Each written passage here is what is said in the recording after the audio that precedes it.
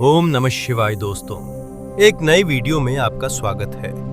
भक्तों, पूजा पाठ साधना करते करते एक समय ऐसा आता है जब ईश्वरीय शक्तियां आपके शरीर में प्रवेश करती हैं, या यूं कहें कि आपकी ऊर्जा इतनी ज्यादा बढ़ जाती है कि आप में अनेक शक्तियां जागृत होने लगती हैं। तब आपके शरीर के कुछ अंगों में दर्द होने लगता है। ये दर्द इतना तीव्र नहीं होता कि आपको अस्पताल में एडमिट करना पड़े। ये हल्का हल्का सा दर्द होता है जो कई बार दवाइयां लेने के बाद भी आपको महसूस होता रहता है। तो दोस्तों, आखिर ये दर्द क्यों होता है, इसका इलाज कैसे करना है और इसके साथ आप में क्या बदलाव आते हैं, इसी विषय पर यह वीडियो है। अगर आपके साथ भी ऐसा कुछ घटित हो रहा है तो जुड़े रहिए वीडियो के अंत तक। हम आशा करते हैं आप इस वीडियो को अंत तक जरूर देखेंगे और हमारे चैनल भक्ति ज्ञान शिव मार्ग को सब्सक्राइब जरूर करें। कमेंट में हर हर महादेव जरूर लिखिएगा। ओम नमः शिवाय। आप सभी शिव भक्तों का आपके अपने YouTube चैनल भक्ति ज्ञान शिव मार्ग हार्दिक स्वागत है। दोस्तों, जब कोई आध्यात्मिक व्यक्ति पूजा पाठ करता है, अनेक साधनाएं करता है, तो धीरे धीरे उस व्यक्ति में कुछ असाधारण बदलाव आने लगता है। इसमें से एक बदलाव ये भी है कि उस व्यक्ति के शरीर के कुछ अंग दर्द करने लगते हैं। उस व्यक्ति की भक्ति के कारण ईश्वर प्रसन्न होते हैं और उस भक्त को कुछ शक्तियां प्रदान करते हैं। जब ये शक्तियां उस व्यक्ति के शरीर में प्रवेश करती हैं या उस व्यक्ति के शरीर में जागृत होने लगती हैं, तो उन शक्तियों के साथ उस व्यक्ति का शरीर एडजस्ट करने की कोशिश करता है। लेकिन पूरी तरह से उन शक्तियों के साथ एडजस्ट होने के लिए उस व्यक्ति को थोड़ा समय लगता है तथा उन दिव्य शक्तियों के साथ एडजस्ट होने तक उस व्यक्ति के शरीर के कुछ अंगों में हल्का हल्का सा दर्द रहता है। अगर आपके साथ भी ऐसी घटना घटित हो रही है तो आपको डरने की आवश्यकता बिल्कुल भी नहीं है, क्योंकि कुछ समय बाद ये दर्द अपने आप ठीक हो जाता है। तो ऐसे कौन से अंग है जिसमें दर्द होता है, आइए जानते हैं। पहला अंग है माथा। जब एक आध्यात्मिक व्यक्ति का आज्ञा चक्र जागृत होने लगता है या जब उसके आज्ञा चक्र पर शक्तियां आकर बैठ जाती हैं, तब उस व्यक्ति का माथा हल्का हल्का दर्द दिखने लगता है और ऐसा भी महसूस होता है कि माथे पर कुछ रेंग रहा है। जब आपका आज्ञा चक्र जागृत होता है या खुल जाता है, तब आपको भूत, वर्तमान और भविष्य का ज्ञान होने लगता है। आपको अपने स्वयं के साथ साथ दूसरे व्यक्तियों के भूत, वर्तमान और भविष्य के बारे में भी ज्ञान प्राप्त होने लगता है। फिर चाहे आपके सामने कोई भी व्यक्ति आ जाए, आपको उस व्यक्ति की परेशानियां तथा उसके कर्मों के विषय में भी सटीक ज्ञान प्राप्त होता है।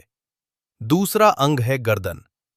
दोस्तों, जब आपकी ऊर्जा का ईश्वर की ऊर्जा से संपर्क स्थापित होता है तथा जब ईश्वर की शक्ति आपके शरीर में प्रवेश करती है, तब आपको ऐसा लगता है कि आपकी गर्दन के ऊपर काफी सारा बोझ है और इसी कारणवश आपकी गर्दन में हल्का हल्का सा दर्द होने लगता है।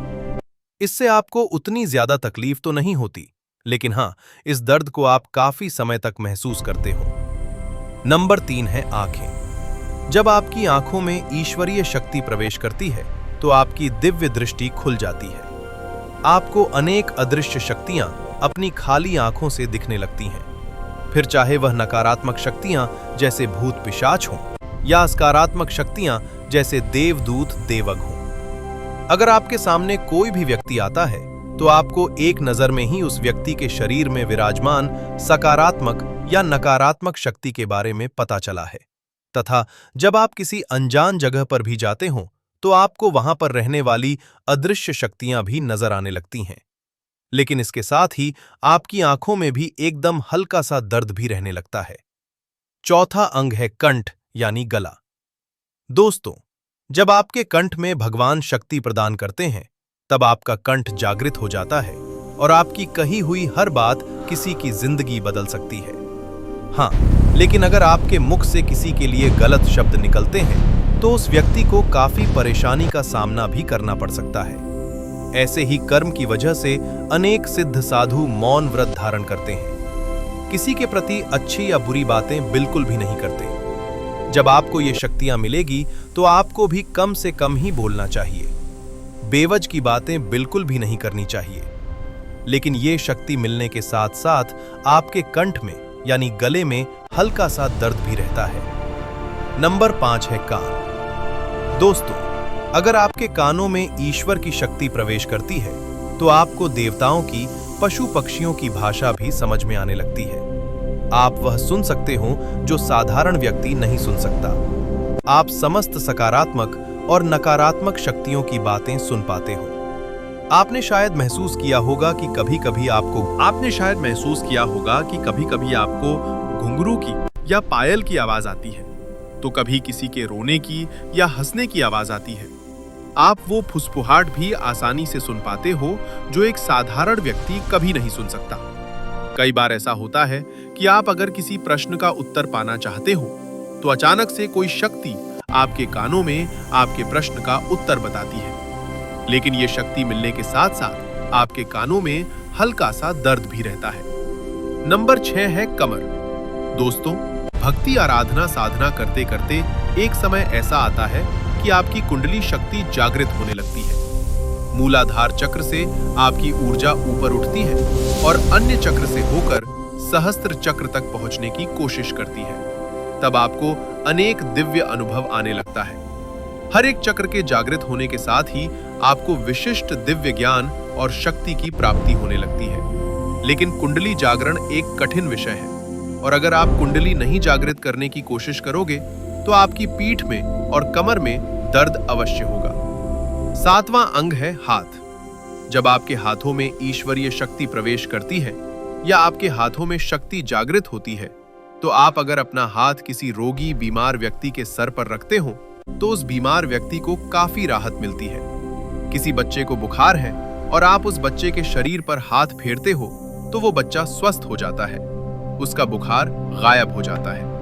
अगर आप किसी ताबीज को या धागे को अपने हाथ में लेकर मंत्र बोलते हो तो तुरंत ही वो धागा या ताबीज मेरिट व अर्जित हो जाते हैं। ऐसे ही असाधारण बदलाव आप में आते हैं।